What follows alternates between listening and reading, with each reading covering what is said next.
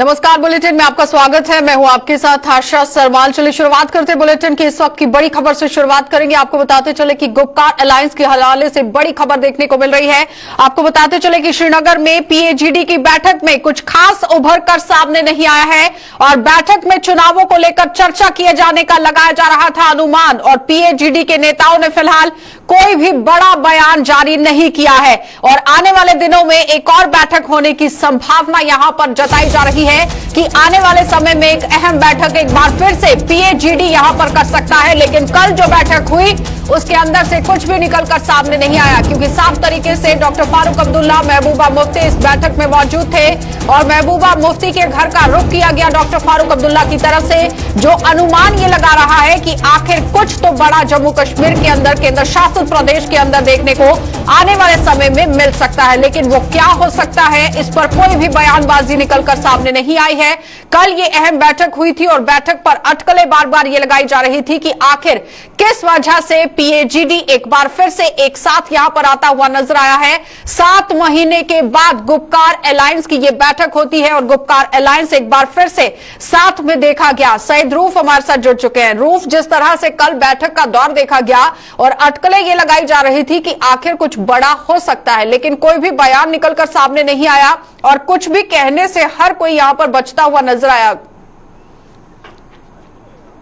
इजलास तो बुलाया गया था और काफी टाइम के बाद, तकरीबन 6-7 महीने के एक वक्फे के बाद इजलास तो पीएजीडी का बुलाया गया था। और कल जिस तरह फिर फारूक अब्दुल्ला ने वहां पे मीडिया के साथ बात की, जो कुछ उस वक्त कहा गया था वो पीएजीडी के इजलास के हवाले से या बाकी मामला जो जम्मू कश्मीर में हो रहा है इस हवाले से, उसके बाद कोई बात जो है बाहर निकलकर सामने नहीं आ रही है। जो कुछ बात हुई थी वही, मगर अब डिस्कशन क्या हुआ था ये सामने नहीं आया है। और इस पे कहीं ना कहीं जो लोग भी बातें कर रहे हैं कि अगर पीएजीडी में जो मामला हैं उनको पब्लिक डोमेन में भी लाने की जरूरत है, एक बड़ा सवाल लोग कर रहे हैं। और अब स्पोक्स पर्सन का ओहदा खाली था, अब उसको भी बनाया गया है तारिक आमिर साहब को स्पोक्स पर्सन, मगर अभी उसकी तरफ से स्पोक्स पर्सन की तरफ से कोई स्टेटमेंट कल के इस इजलास के हवाले से सामने नहीं आया है। अब इजलास बुलाने का मकसद, जैसे हम पहले ही डिस्कस कर रहे हैं, आज मीटिंग हो रही है दिल्ली में, एक इजलास बुलाया गया है जिसमें कई मामलात रखे गए हैं। जम्मू कश्मीर की अगर हम बात करें, डिलिमिटेशन भी है,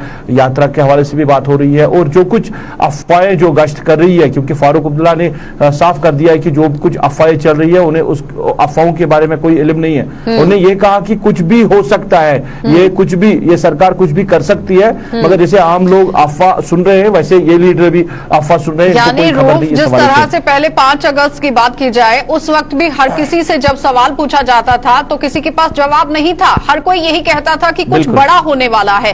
लेकिन आज दिल्ली के अंदर बैठक होती है और कल उसके एक दिन पहले ही गुपकार अलायंस एक साथ आता है, बैठक करता है, मीटिंग होती है। यानी कि प्रोटोकॉल के हिसाब से अगर देखा जाए तो डॉक्टर फारूक अब्दुल्ला के पास महबूबा मुफ्ती को जाना चाहिए था, लेकिन डॉक्टर फारूक अब्दुल्ला चले जाते हैं। तो कहीं ना कहीं सियासी सरगर्मियां देखने को मिल रही हैं, लेकिन बयानबाजी कोई नहीं।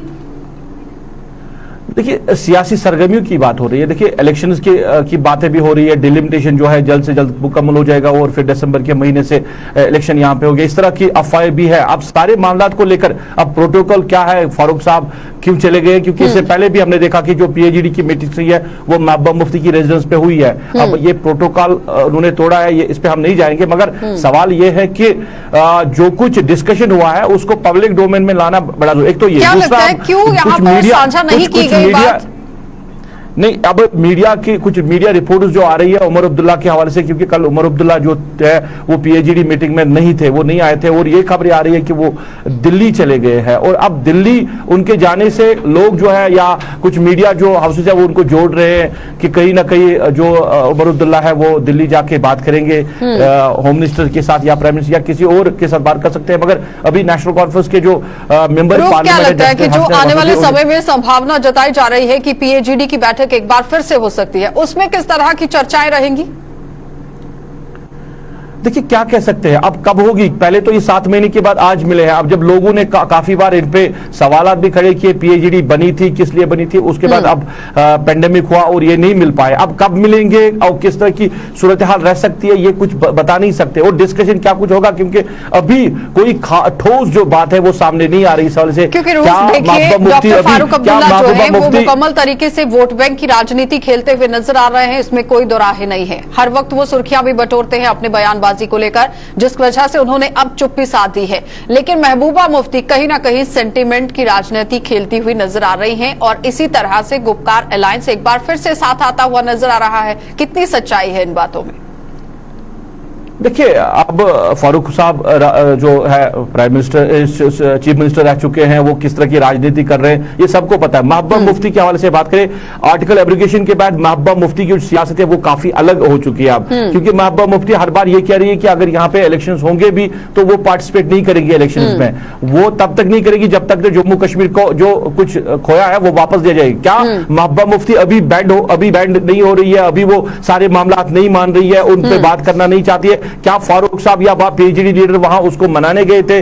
आगे के प्रोसेस के हवाले से, आगे के हिकमत अमली के हवाले से कुछ भी हो सकता है। अभी मैंने पहले कहा कि बाहर कोई बात नहीं आई है, संशय बना हुआ है रूप कि आखिर क्या कुछ हो सकता है। ये सोचने वाली बात है और देखने वाली बात है कि अगर इतने कदावर नेता मीटिंग करते हैं लेकिन मीटिंग के बाद सिर्फ कोरोना की बात करते हैं और मुकम्मल तरीके से चुप्पी साध लेते हैं, तो जाहिर तरीके से सवालिया निशान उठता है। और उसके बाद आज दिल्ली के अंदर बैठक और उससे पहले गुपकार अलायंस की बैठक होती है, तो कहीं ना कहीं सवालिया निशान जरूर उठता है। बहुत बहुत धन्यवाद रूफ जुड़ने के लिए। तो फिलहाल आपने देखा कि हमारे साथ हमारे संवाददाता सईद रूफ जुड़े हुए थे, जो पूरी जानकारी दे रहे हैं कि किस तरह से हालात जम्मू कश्मीर केंद्र शासित प्रदेश के अंदर बनते हुए नजर आ रहे हैं। लेकिन लगातार अब आप ये देखिए कि आने वाले समय में भी गुपकार अलायंस की बैठक हो सकती है। अब संभावना ये जताई जा रही है कि आखिर आने वाले समय में अगर बैठक होती है तो क्या इसी तरह से चुप्पी साधी जाएगी या फिर बयानबाजी की जाएगी और लोगों को बताया जाएगा, आम जनता के सामने पूरे विचार जो है वो रखने की कोशिश की जाएगी कि आखिर बैठकों का दौर क्यों शुरू किया गया। चलिए अब आपको जिला सांबा लिए चलते हैं और सांबा से भी राहत भरी खबर दिखा देते हैं, क्योंकि आज वहां पर भी ओपीडी को शुरू कर दिया गया है। कहीं ना कहीं कोरोना महामारी की वजह से लोगों को काफी परेशानियां झेलनी पड़ रही थी। अब सांबा के 2 अस्पतालों में ओपीडी शुरू कर दी गई है और जिला सांबा के अस्पताल और बारी भावना में ईसीआईसी अस्पताल में ओपीडी शुरू हो गई है। और जिला अस्पताल में फिलहाल सिर्फ यहाँ कंसल्टेशन ही होगी और इसी की सुविधा दी जाएगी और इमरजेंसी केसेस को विजयपुर अस्पताल यहाँ रुक करना पड़ेगा। और साथ ही साथ आप ये देखिए कि किस तरह से कोरोना महामारी में लोग यहां 2-4 होते हुए नजर आ रहे थे, क्योंकि ओपीडी की सुविधा अस्पतालों के अंदर नहीं दी जा रही थी। इससे पहले जीएमसी जम्मू के अंदर ओपीडी की सुविधा शुरू की गई और अब सांबा से भी बड़ी खबर निकलकर सामने आई है, जहां पर अस्पतालों के अंदर ओपीडी शुरू कर दी गई है, जिसमें ईसीआईएस यानी ईएसआईसी ये है अस्पताल जो कि बारी ब्राह्मणा के अंदर है, वहां पर ओपीडी जो है वो शुरू की गई है। सांबा जिले के अंदर अस्पताल में इसे शुरू किया गया है और मुकम्मल तरीके से आप ये देखिए तस्वीरें आपको दिखाई जा रही है कि किस तरह से ओपीडी जो है वो प्रॉपर गाइडलाइंस का पालन करते हुए की जा रही है। 2 गज की दूरी रखी गई है, मास्क यहां पर पहने गए हैं। कहने का तात्पर्य यह है कि एसओपीज का पालन करते हुए ओपीडी जो है वो जिला सांबा के अंदर लगाई गई है। तो 2 अस्पतालों में शुरू की गई, एक तो जिला सांबा अस्पताल के अंदर और दूसरी बारी ब्राह्मणा ईएसआईसी अस्पताल के अंदर ओपीडी शुरू कर दी गई है, जहां पर सिर्फ और सिर्फ कंसल्टेशन होगी, डॉक्टर्स के साथ बातचीत होगी। क्या कुछ यहां पर कहना है वो आपको जरा सुना देते हैं। आज से हमने सुबह से जो टाइमिंग है ओपीडी, उसमें जो लोग हमारे पास आ रहे हैं उनको हम ओपीडी सर्विसेज हमने शुरू कर दी हैं। और बस इतना ही है कि ओपीडी का मतलब जो है वो थोड़ा लोग आई थिंक अच्छी तरह से अगर समझते हैं तो बहुत हमारे लिए बहुत अच्छा रहेगा। कि इसका मतलब ये होता है कि जो कंसल्टेशन है वो जहाँ मिलेगी लोगों को। हमने सुना है कि जो हमारे सांबा के लोग हैं उनको आगे पीछे दूर जाना पड़ रहा है और इस प्रोसेस में क्या होगा कि लोगों की थोड़ी सी आसानी हो जाएगी। हमारे जो कंसल्टेंट हैं जब वो थोड़े फ्री होते हैं राउंड करने के बाद, तो हमारे जो लोग हैं उनको जो है वो चेकअप करवा सकते हैं। लेकिन इतना ही है कि जब तक ये हॉस्पिटल डीनोटिफाई ना हो, जब तक ये हॉस्पिटल जो है कोविड हॉस्पिटल है, तो लोगों को इन्वेस्टिगेशन जो है आपको पता होगा हमारा जो सीटी स्कैन है, हमारा जो एक्सरे है, अल्ट्रासाउंड है, वो उसी बिल्डिंग में है जहाँ पर कोविड पेशेंट्स हैं। तो इन्वेस्टिगेशन से हम नहीं कर पाएंगे, वो अभी विजयपुर ही उनको जाना पड़ेगा। और अगर किसी को कोई इमरजेंसी है तो उसके लिए भी उनको लोगों को थोड़ी देर के लिए विजयपुर जाना पड़ेगा, जब तक हमारा जो हॉस्पिटल है वो पूरी तरह से डीनोटिफाइड ना हो जाए। डॉक्टर का क्या कुछ कहना था, वो कह रहे हैं कि हम भी आम जनता के साथ सहयोग देते हुए नजर आ रहे हैं। आम जनता को भी सहयोग देने की जरूरत है। एक ओपीडी जिला अस्पताल के अंदर शुरू की गई है और दूसरी बारी ब्राह्मणा के अंदर ईएसआईसी में शुरू कर दी गई है। ऋषि खजूरिया हमारे साथ लाइव जुड़ चुके हैं। ऋषि, जिस तरह से ओपीडी की सुविधा दी गई है तो कहीं ना कहीं मरीजों को राहत, जिन मरीजों का यहां पर इलाज नहीं हो पा रहा था, अब उन्हें कहीं ना कहीं राहत मिलती हुई नजर आ रही है। जिला अस्पताल सांबा को कोविड हॉस्पिटल किया था तो यहाँ पर ओपीडी सेवा को बंद कर दिया गया था। लेकिन जिस तरह से धीरे धीरे रिकवरी रेट हमें अच्छा देखने को मिल रहा है, इस अस्पताल में की रिकवरी हमें देखने को मिल रही है, और इन सारी चीजों को ध्यान में रखते हुए जिला प्रशासन सांबा ने इस अस्पताल में ओपीडी सेवा को आज से बहाल कर दिया गया है। लेकिन इसमें कुछ शर्तें भी है, वो आपको मैं बता दूं कि यहाँ अभी कोई इमरजेंसी सेवा चालू नहीं की गई है। यहाँ अगर किसी को लेबोरेटरी में तो उसके लिए आपको विजयपुर नजदीकी जो एक्सटर्नल अस्पताल है वहां पर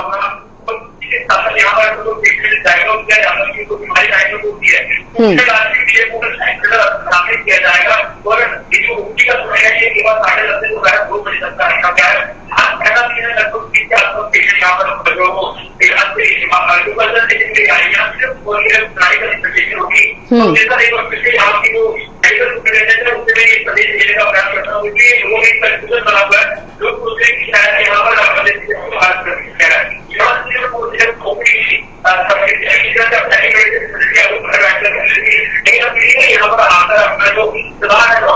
लेकिन ऋषि, बड़ा चैलेंज यहाँ पर ये रहेगा, चुनौती यहाँ पर प्रशासन के लिए ये रहेगी कि लंबे समय तक एसओपीज का पालन होता रहे, क्योंकि अभी तो शुरुआत है, अभी तो गाइडलाइंस का पालन किया जाएगा, लेकिन जैसे जैसे दिन बढ़ते जाएंगे गाइडलाइंस का पालन करवाना बहुत जरूरी।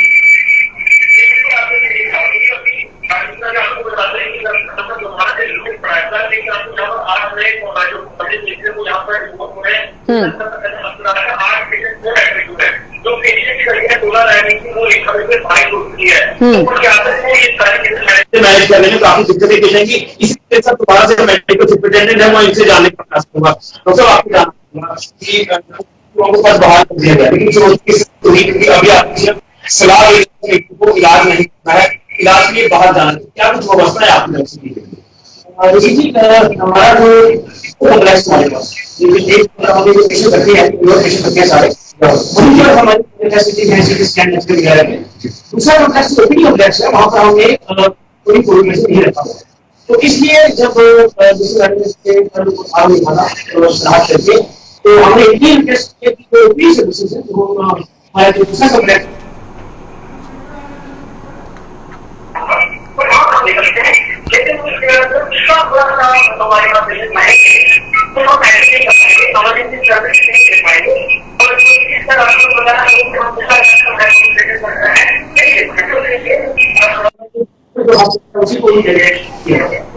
चलिए, जो पालन करना है कोविड एप्रोप्रिएट को अपनाना है, तो किस तरह का मैनेज करें पहले भी शेयर नहीं कर रहे हैं। मुझे लग रहा है खाने के लोगों में काफी ज्यादा असुविधा दिखाई है। और जरा सवाल कर लीजिए कि कितने पेशेंट्स अभी तक ओपीडी के लिए पहुंच पाए हैं यहाँ पर, और सवाल है कि कितने पेशेंट अभी तक ओपीडी में पहुंच पाए हैं। आज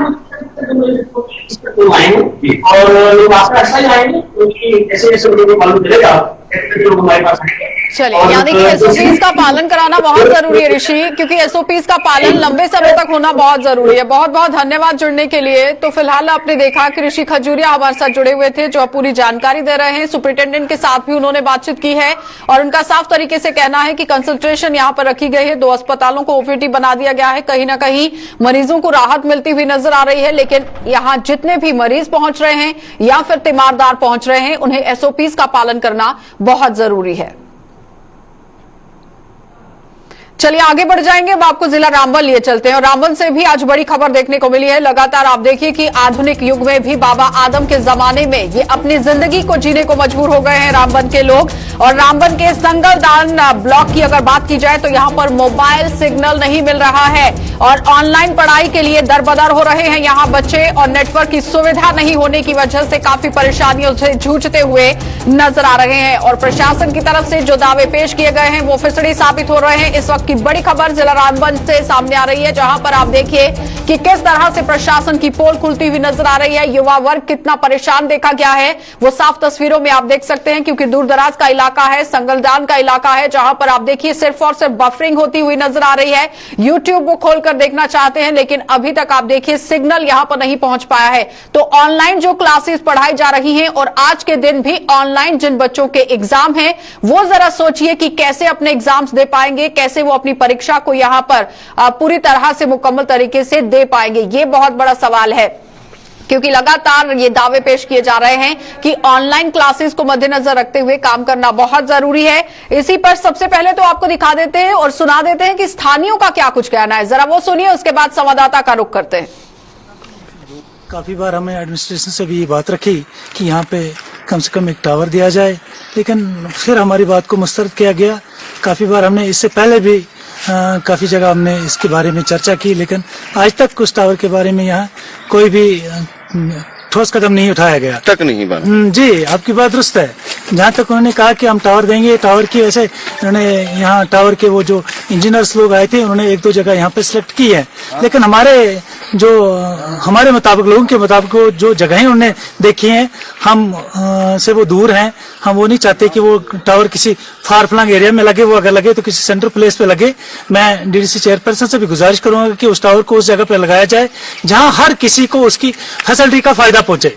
इंशाल्लाह कोशिश है कि वो टावर जल्दी लगे, लेकिन हम फिर से गुजारिश करेंगे कि जितनी भी जल्दी हो सके, आजकल जो ऑनलाइन क्लासें चल रही हैं, बच्चे सफल हो रहे हैं, तो हमारी गुजारिश रहेगी एडमिनिस्ट्रेशन से भी और अपने चेयरपर्सन से भी कि उस टावर को फौरी तौर पे यहाँ अपर दौला के अंदर नस्ब किया जाए, ताकि लोगों की प्रॉब्लम जो है हल हो जाए। चलिए, तो आपने देखा कि सिग्नल के लिए टावर की मांग रखी गई थी, जिसे पूरा करने के लिए प्रशासन की तरफ से कदम भी उठाया गया, लेकिन अभी तक ये टावर लगकर यहां पर इन लोगों को लाभ नहीं दे पाया है, जिसका खामियाजा युवा वर्ग भुगतता हुआ नजर आ रहा है। साफ वो अपने मोबाइल्स भी आपको दिखा रहे हैं कि किस तरह से बफरिंग हो रही है, यूट्यूब भी नहीं खुल रहा है, तो जाहिर तरीके से सिग्नल की कितनी समस्या वहां पर पेश आ रही है, इस पर गौर फरमाना बहुत जरूरी था। संवाददाता का रुख करेंगे, नदीम हमारे साथ जुड़ चुके हैं। नदीम, जिस तरह से सिग्नल नहीं होने की वजह से कहीं ना कहीं युवा वर्ग जो है वो आहत है, लेकिन जहां एक तरफ प्रशासन और सरकार दावे दिखा रही है कि दूरदराज के इलाके के अंदर भी मोबाइल कनेक्टिविटी कर दी गई है, तो वो कहां है दावे? आशा, देखिए मैं आपको एक चीज बता दूं कि जिला रामबन का संगलदान का अपर दलवा पंचायत का शेरीकुंड इलाका है, जहां पर एक तरफ हम कहें कि सरकार के दावे हम डिजिटल इंडिया बना रहे हैं, घर घर इंटरनेट सर्विसेज दस्तयाब रखी जा रही है, लेकिन जब हम जिला रामबन के संगलदान इलाके पर नजर दौड़ाते हैं, वहां पर मोबाइल नेटवर्क कहीं न कहीं प्रॉब्लम है। हालांकि लोगों ने पहले भी डिमांड्स की थी, जो भी कंसर्न एजेंसीज हैं उनसे, कि यहाँ पे मोबाइल नेटवर्क को बेहतर बनाया जाए, लेकिन वो तमाम चीजें नहीं हुई। अब आज की डेट में जब मोबाइल नेटवर्क का ना होना, तो इसका सीधा सीधा जो असर है, जो स्कूली बच्चे हैं जिनकी ऑनलाइन क्लासेस वगैरह होती हैं, उन पर असर पड़ रहा है। और ये कहीं लेकिन नदीम, वहां पर स्थानीय सिर्फ और सिर्फ एक ही मांग रख रहे हैं कि टावर लगाया जाए। क्या लगता है कि क्यों देरी की जा रही है वहां पर टावर को लेकर? तो देखिए आशा, ये तो लोगों की मांग जाहिर सी है, और ये जो इनकी मांग है जायज है कि आज की डेट में अगर वहां पे मोबाइल टावर नहीं लगता है, एक चीज देखिए, क्योंकि कोई भी ऑर्डर निकाला जाता है, कोई भी नोटिफिकेशन जारी की जाती है, तो वो लोगों तक सोशल मीडिया के जरिए से ही पहुंच रही है। लेकिन जब आपके पास मोबाइल नेटवर्क नहीं होगा, तो आप उसको किस तरह से रिसीव कर पाएंगे, इसका अंदाजा भी हमें लगा सकते हैं।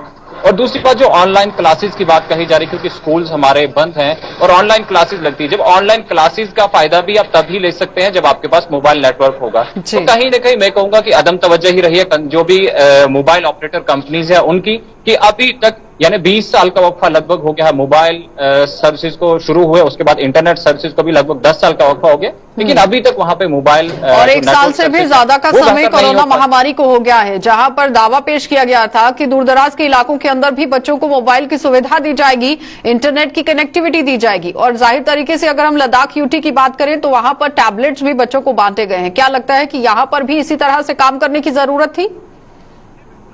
जी बिल्कुल आशा, जाहिर सी बात है कि जब आप बेहतर अगर क्वालिटी एजुकेशन बच्चों को देना चाहते हैं, तो मोबाइल नेटवर्क फैसिलिटी, क्योंकि आप टैबलेट नहीं रह सकते, लेकिन कम से कम इंटरनेट की बेहतर फैसिलिटीज तो फराहम तक होगी। लेकिन अगर वो भी फराहम नहीं की जा रही, तो सरासर ये तो हम कहेंगे कि जो भी इंतजामिया है, सरकार की कमजोरी है, जो इस तरफ तवज्जो नहीं दे रहे और सिर्फ टीवी चैनल्स और सोशल मीडिया पर अपनी मजबूत पकड़ बनाए हुए हैं, कि हम तो बेहतरी के लिए काम कर रहे हैं, बच्चों के बेहतर मुस्तकबिल के रोशन मुस्तकबिल के लिए काम कर रहे हैं, लेकिन वो रोशन मुस्तकबिल किस तरह से हो सकता है? यानी जब रामबन ऑनलाइन प्रशासन को भी क्लासेस ध्यान अटेंड देने की जरूरत थी कि अगर टॉवर लगाया जाना चाहिए था तो अभी तक लगना भी चाहिए था, लेकिन सरकार को भी और एलजी प्रशासन को भी ध्यान देने की जरूरत है कि दूरदराज के अंदर वो देखें जाकर कि किस तरह से युवा जो है वो परेशानी के दौर से गुजरता हुआ नजर आ रहा है। बहुत बहुत धन्यवाद नदीम जुड़ने के लिए। तो फिलहाल आपने देखा कि नदीम हमारे संवाददाता हमारे साथ जुड़े हुए थे, जो हमें पूरी जानकारी दे रहे हैं कि किस तरह से रामबन के अंदर युवा यहां पर परेशानी के दौर से गुजरते हुए नजर आ रहे हैं। एक तरफ सरकार युवाओं को मद्देनजर रखते हुए काम करने की कोशिश कर रही है, लेकिन दूरदराज के अंदर जितना भी युवा है वो आज भी कहीं ना कहीं सुविधाओं से वंचित है। तो जम्मू शहर के सबसे बड़े थोक बाजार कनक मंडी के व्यापारियों ने प्रशासन द्वारा उनके लिए जारी किए गए रोस्टर से अब बदलाव करने की मांग कर दी है और कोरोना के मद्देनजर प्रशासन द्वारा जारी किए गए रोस्टर के अनुसार कनक मंडी को हफ्ते में 3 दिन खोलने की इजाजत दी गई है, लेकिन अब व्यापारियों ने उन्हें भी सोमवार से शुक्रवार यानी हफ्ते में 5 दिन कारोबार करने की अनुमति देने पर बल दे दिया। उनका कहना है कि अब चूंकि कोरोना का कहर दिन ब दिन कम होता जा रहा है तो लिहाजा उन्हें भी 5 दिन कारोबार खोलने की इजाजत दी जानी चाहिए, ताकि इससे जितने भी दूरदराज के इलाके हैं वहां से आने वाले जो लोग हैं उनके ग्राहकों को कहीं ना कहीं राहत मिल सके।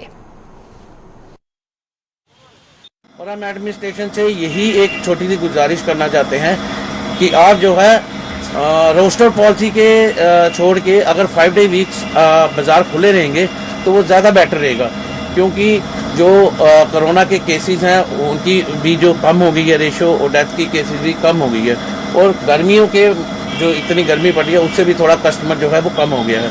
हमारी तरफ से यही एक छोटा सा सजेशन है कि जो एडमिनिस्ट्रेशन को कि जो बाज़ार हैं वो 5 डे वीक खोलें, टाइमिंग सेम रखे, इसमें हमें कोई प्रॉब्लम नहीं है। बस सभी बाज़ार खुले रहेंगे तो कस्टमर के लिए एक आसान और सहूलियत हो जाएगी माल खरीदने के लिए और लेने के लिए। तो लोगों को स्वच्छता का पाठ पढ़ाने वाले सरकारी विभागों की अपनी खुद की क्या हालत है, इसका जीता जागता सबूत आज आपको देखने को मिल रहा है। जम्मू के कैनाल रोड की अगर बात की जाए तो यहां पर सिंचाई विभाग और बाढ़ नियंत्रण विभाग के परिसर में आप देखिए कि तस्वीरें किस तरह से आपको दिखाई जाएंगी। ये साफ तस्वीरें आपके सामने। इस परिसर में भी साफ सफाई का पाठ पढ़ाने के लिए स्वच्छ भारत अभियान के नारे बड़े बड़े शब्दों में लिखे गए हैं, लेकिन एक कहावत यह भी है कि चिराग तले हमेशा अंधेरा ही होता है, जो इस परिसर की हालत को देखकर सच साबित हो रहा है। तो विभाग के परिसर में चारों ओर फैली हुई गंदगी, यहां उगी हुई जंगली घास ने स्वच्छ भारत अभियान के नारे पर पानी फेर कर रख दिया है। और इन तस्वीरों में आप साफ देखिए किस तरह से झज्जर हालत में ये बिल्डिंग देखी जा सकती है। सिंचाई विभाग का ये परिसर किस तरह से जंगल में तब्दील हो चुका है, ये देखने वाली बात है, क्योंकि आप पाठ दूसरों को पढ़ाते हैं, लेकिन आपको सबसे पहले अपने घर के अंदर काम करने की जरूरत थी, ताकि जो चीजें आप दूसरों पर मर रहे हैं उस पर पहले खुद काम किया जाना चाहिए था।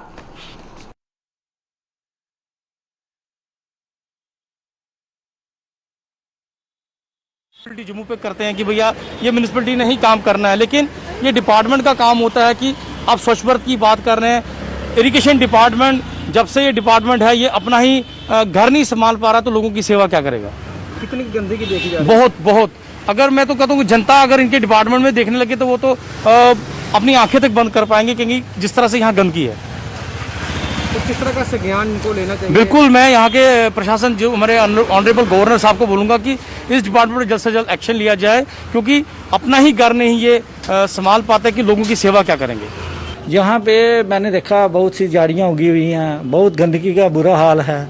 ये इनका जिम्मा है, ये सब कुछ सफाई अभियान इनको करना चाहिए। प्रधानमंत्री जी का जो आह्वान है उसको देखना चाहिए। इनका अपना खुद का ऑफिस जो है, इतनी गंदगी फैली हुई है, इतने दरख्त पौधे गंदगी जो झाड़ियाँ लगी हुई हैं, उसको नहीं ये कर सकते तो बाकी क्या करेंगे? ये तो सामने दिखाई दे रहा है। जो इनका डिपार्टमेंट का जो अपना ऑफिस है वही इतना गंदा है, तो जो इनके अंदर जो नहर आती है उसका क्या दिखाई देगा हमें? उसके नीचे जो देखो ना, जब पानी चला जाएगा उसके अंदर कुछ भी दिखाई नहीं देगा कि जो गंदगी है। तो इनका अपना दफ्तर है, जो ऑफिस है, उसके आगे पीछे देखो कितनी गंदगी फैली हुई है। वहाँ पे झाड़ियाँ उगी हुई हैं, सब कुछ गंदगी का बुरा हाल है वहाँ पे। हमने इनसे आह्वान किया है भाई थोड़ा सा अपना ऑफिस तो साफ कर लो। अगर अपना ऑफिस नहीं ये साफ कर सकते तो बाकी ये क्या इसको नहर का सफाई करेंगे और क्या करेंगे इसको? तो आरएसपुरा के लंगोटिया इलाके में क्षतिग्रस्त हुई इस छोटी सी पुली मौत का गड्ढा साबित होने लगी है। इसे भी विडंबना ही कहा जाएगा कि विकास कार्यों के लिए करोड़ों रुपए के फंड जारी करने के दावे करने वाला प्रशासन भी इसकी मरम्मत करवाने में आनाकानी कर रहा है। और इस मार्ग से आईबी के करीब 50 गांव जुड़े हुए हैं, लेकिन इसके बावजूद भी मरम्मत का कार्य नहीं किया गया और दुर्घटना यहां पर आए दिन पेश आ रही है। तो स्थानीय लोगों की माने तो संबंधित विभाग के अधिकारी भी इसका मुआयना कर चुके हैं, लेकिन फंड्स ना होने का हवाला देकर इस पुली की मरम्मत करवाने में आनाकानी हो रही है। इस तरफ ध्यान देने की काफी जरूरत।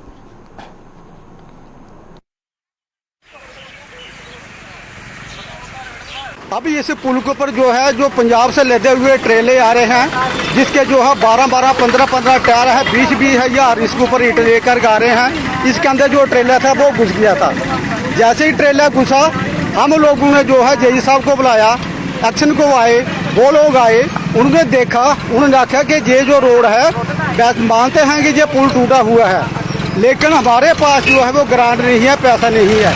अगर सेंट्रल गवर्नमेंट इतना पैसा भेजती है, हम लोग टीवी में देते हैं, पेपर में आता है कि हमने जो है इतना पैसा इसको दिया, इतना पैसा इसको दिया, तो जहाँ पर रात को जो है कितने आदमी जो है वो मोटरसाइकिल पर भी गिरे हैं। आप लोग देखो कि इसके नीचे से पानी भी बह रहा है और साइड में जो है इसके प्लांट रखा है। गाँव वालों ने इसके ऊपर जो है वो टूटा हुआ बिजली के पोल रखे हैं ताकि कोई एक्सीडेंट ना हो, लेकिन रात को जो लोग बाहर से आते हैं उनको तो क्या मालूम है कि जहाँ पर क्या क्या नहीं। वो लोग ऐसे जैसे गाड़ी लेके आते हो, बीच में गाड़ी घुस जाती है, गाँव वाले इकट्ठे होकर उस गाड़ी को जो है वो धक्का लगा के बाहर निकालते हैं। जहाँ से आगे 40-50 गाँव लगते हैं, सही बॉर्डर तक ये रोड जाता है। आप साइड से ये देख सकते हैं, आप पूरे सही बॉर्डर तक दबलैर तक रोड जाता है। 24 घंटे रोड चलता है। 3-4 मोटरसाइकिल, एक गाड़ी गिर गई है इसमें। इतने जेई साहब आए, उन्होंने 10 बार मौका देखा है, एसीएम साहब ने देखा है, लेकिन ये कहते हैं हमारे पास पैसा नहीं आया। मोदी साहब इतनी ग्रांटें भेजते कहाँ जाती हैं? ये हमारा पुल का मौका आपने देखा है कि बहुत ही खतरनाक जगह बन चुकी है ये, जहाँ कोई भी कभी भी गिर जाता है। एक साल तो लिहाजा 1 साल हो गया, हमारी किसी ने सुनाई नहीं की। लिहाजा हमारा ये ब्रिज ठीक किया जाए।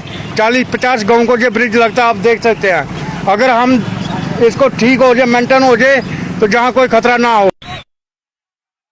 चलिए, बुलेटिन में फिलहाल इतना ही। इजाजत दीजिए, नमस्कार।